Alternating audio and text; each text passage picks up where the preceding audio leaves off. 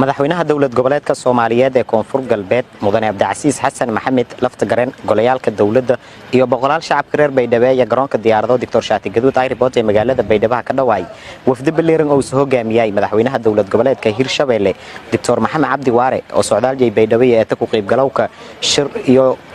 ku furmahay magaalada Baydhabo madaxda dawlad goboleedyada Hirshabeelle Koonfur Galbeed iyo Galmudug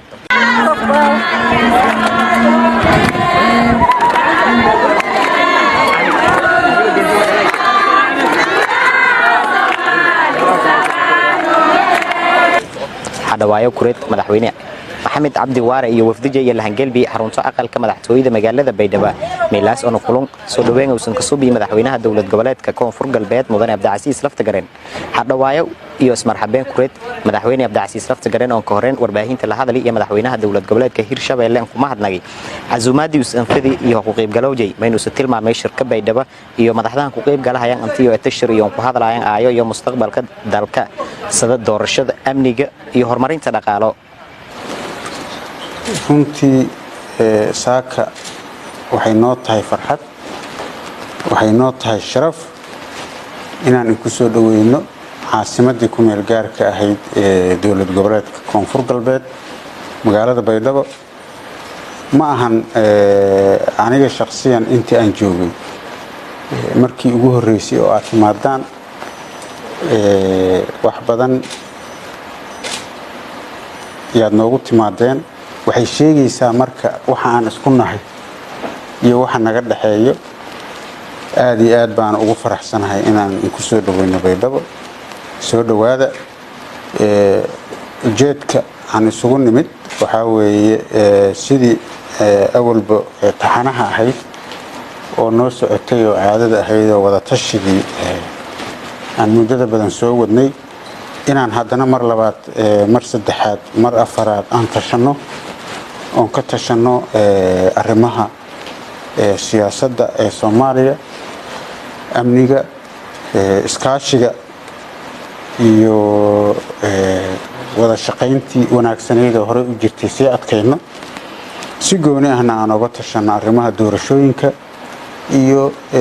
meeshii ay wax marayeen sidii hore looga socon lahaa loona hirgelin lahaa loona dhamaystiri lahaa dhuusamareeb 3 waankii fiicnaa oo lagu soo gaaray yaan isugu nimid inaan ka tashano wada tashigaasana gali doona insha Allah mudane madaxweyne soo dhawow adiga iyo wafdigaada magaaladiina ku soo dhawaada meel aad iyo aad leen kaga jecel yahay ku soo dhawaada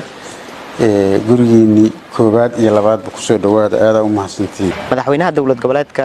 Hirshabeelle Dr. Maxamed Cabdi Waare oo dhinajay warbaahinta la hadlay yaan mahadnaqay qaybo shaqada bulshada iyo dawlad goboleedka Koonfur Galbeed hadawaayo ku yansuubiyeen maynu soo tilmaamay shirkun ku furmahay Baydhabo antii iyo ku hadala doonaan aayo iyo geedi socodka dawladnimada dalka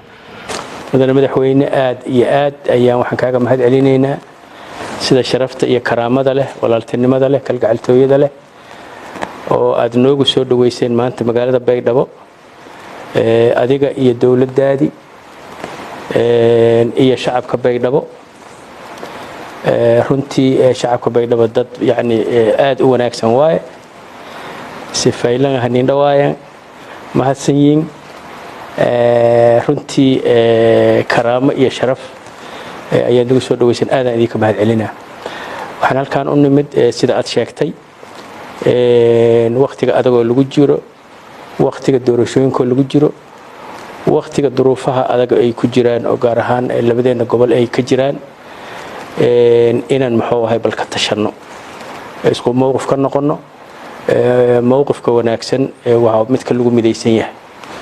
waxa la yiraahdaa aqliga ka maqan aqliga walaalka ayuu ku jiraa gaar ahaan go'aamadii ka soo baxay dhuusamareeb 3 oo runtii in alla intii aragtay Soomaaliya ajnabi muslim iyo gaal ciday doonaan ba ahaadaane loo arkay inay yihiin go'aamo runtii meel ugu yaraan wanaag badan laga talaab qaadi karo marka maadaama insha Allah taala sida madaxweynuhu nagu casuumay aan isku wada imaan doono inaan muxuu ahay bal oon aan sii dhudhuujino mowqifyadaas ka tashano go'aanadeena ka tashano taladeena aadaan runtii aan u sugaynaa adiga iyo golaha wasiirada wixii talaahod nagu beerisaan madaxweyne aad u mahadsan tahay sida wanaagsan oo sharafta leh dadka reer Baydhabo waa u mahadcelinaynaa magaalada Baydhabo ee xarunta dawlad goboleedka Koonfur Galbeed ee la kuwadantii dhawaan soo ku furma shiran dhaxay madaxda dawlad goboleedyada Hirshabeelle Galmudug iyo Koonfur Galbeed oo shirka martigeliyayta Faisal Maxamed Isaaq TV-ga iyo raadiyaha dawladda Koonfur Galbeed qasriga madaxtooyada magaalada Baydhabo